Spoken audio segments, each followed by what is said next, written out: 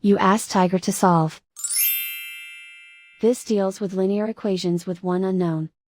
The final result is x equals 37 over 36. Let's solve it step by step.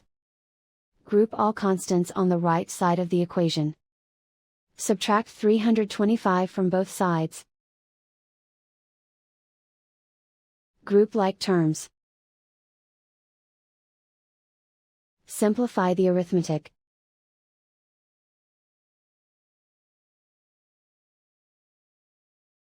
Isolate the x.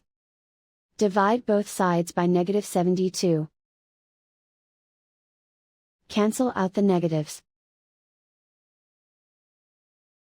Simplify the fraction.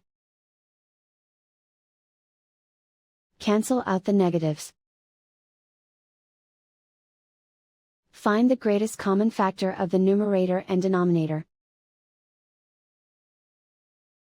Factor out and cancel the greatest common factor. And so the final result is x equals 37 over 36.